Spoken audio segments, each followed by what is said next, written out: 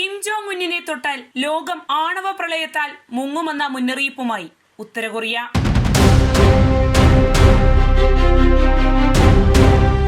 നമസ്കാരം, ഞാൻ ജാസ്മിൻ.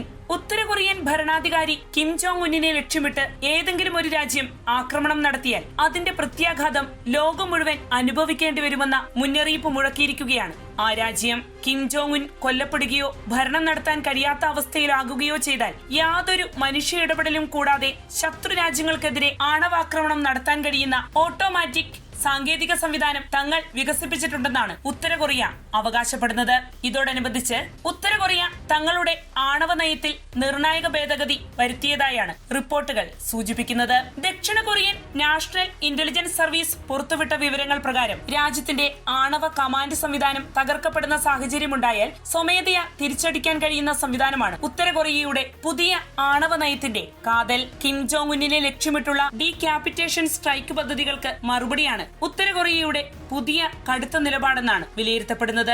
ആഗോള സൈനിക വിദഗ്ധരുടെ ശ്രദ്ധ പിടിച്ചുപറ്റുന്നത് ഉത്തര കൊറിയയുടെ ഈ പുതിയ നയത്തിന്റെ മറ്റൊരു വശമാണ്. ശത്രുവിന്റെ ആണവാക്രമണത്തിൽ രാജ്യത്തെ നേതൃത്വവും കമാൻഡ് സംവിധാനവും തകർന്നാലും തിരിച്ചടിക്കാൻ രൂപകൽപ്പന ചെയ്ത റഷ്യയുടെ കുപ്രസിദ്ധമായ ഡെഡ് ഹാൻഡ് സംവിധാനത്തോടാണ് ഉത്തര കൊറിയയുടെ പുതിയ നയം താരതമ്യം ചെയ്യപ്പെടുന്നത്.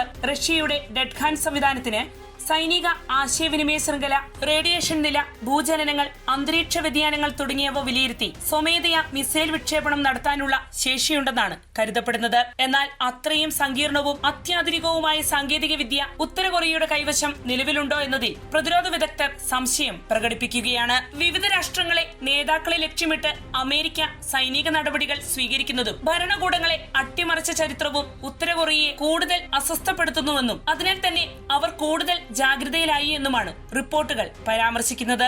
രാഷ്ട്ര നേതാവിനെ സംരക്ഷിക്കുന്നതിനും ഭരണകൂടത്തിന്റെ നിലനിൽപ്പ് ഉറപ്പാക്കുന്നതിനുമുള്ള അവസാന പ്രതിരോധ കവചം എന്ന നിലയിലാണ് പുതിയ ആണവ നയം അവതരിപ്പിക്കപ്പെട്ടതെന്നും വിലയിരുത്തലുകൾ വരുന്നുണ്ട്. മനുഷ്യന്റെ ഇടപെടലില്ലാതെ യന്ത്രങ്ങൾ ആണവായുധങ്ങളുടെ നിയന്ത്രണം ഏറ്റെടുക്കുന്നത് എത്രത്തോളം അപകടകരമാണെന്ന ചർച്ചയും ഇതോടൊപ്പം ശക്തമാകുന്നു. 1983 സോവിയറ്റ് യൂണിയന്റെ മുന്നറിയിപ്പ് സംവിധാനങ്ങൾ അമേരിക്ക മിസൈൽ ആക്രമണം നടത്തിയതായി തെറ്റായി റിപ്പോർട്ട് ചെയ്യുകയുണ്ടായി. എന്നാൽ അന്ന് ഡ്യൂട്ടിയിലുണ്ടായിരുന്ന ഉദ്യോഗസ്ഥൻ സ്റ്റാനിസ്ലാവ് പെട്രോവ് ആ മുന്നറിയിപ്പ് വിശ്വസിക്കാതിരുന്നതിനാലാണ് ലോകം ഒരു ആണവ യുദ്ധത്തിൽ നിന്ന് രക്ഷപ്പെട്ടത്.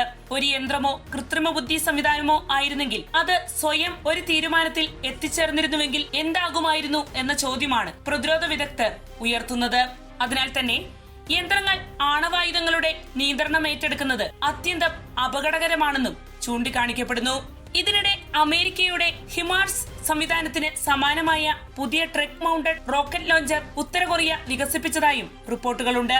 അത്യന്തം കൃത്യതയോടെ ലക്ഷ്യം കണ്ടെത്തുന്ന നാവിഗേഷൻ സംവിധാനമുള്ള ഈ ആയുധത്തിന് ദക്ഷിണ കൊറിയയുടെ തലസ്ഥാനമായ സിയോളിനെ വരെ ലക്ഷ്യമിടാൻ കഴിയുമെന്നാണ് വിലയിരുത്തപ്പെടുന്നത്. ആണവായുധങ്ങളും കൃത്രിമ ബുദ്ധിയും സ്വയം പ്രവർത്തിക്കുന്ന ആണവ ആക്രമണ സംവിധാനങ്ങളും ഒന്നിച്ചു ചേരുന്ന പുതിയ കാലഘട്ടത്തിലേക്കാണ് ലോകം നീങ്ങുന്നതെന്ന മുന്നറിയിപ്പാണ് ഉത്തര കൊറിയയുടെ പുതിയ നയത്തിലൂടെ വ്യക്തമാകുന്നത്. എന്തായാലും തങ്ങളുടെ ആയുധശേഷി മെച്ചപ്പെടുത്തി ഉത്തര കൊറിയ പ്രതിരോധ രംഗത്ത് വൻ ശാക്തീകരണമാണ് നടത്തിവരുന്നത്. കൃത്രിമ ബുദ്ധി ഉൾപ്പെടെയുള്ള സാങ്കേതിക മുന്നേറ്റത്തെ പ്രയോജനപ്പെടുത്തി സ്വയം പ്രവർത്തിക്കുന്ന ആണവായുധ ആക്രമണ സംവിധാനങ്ങളിലേക്ക് ലോകം നീങ്ങുന്നതെന്ന ഒരു മുന്നറിയിപ്പും ഉത്തര കൊറിയയുടെ പുതിയ ആണവ നയം നൽകുന്നുണ്ട്. ലോകത്തിനു മുന്നിൽ ആണവായുധങ്ങൾ ഉയർത്തുന്ന ഭീഷണിയും മറ്റൊരു തലത്തിലേക്ക് കടന്നിരിക്കുകയാണ്. വാർത്തയുടെ നിറം തേടി തനി നിറം.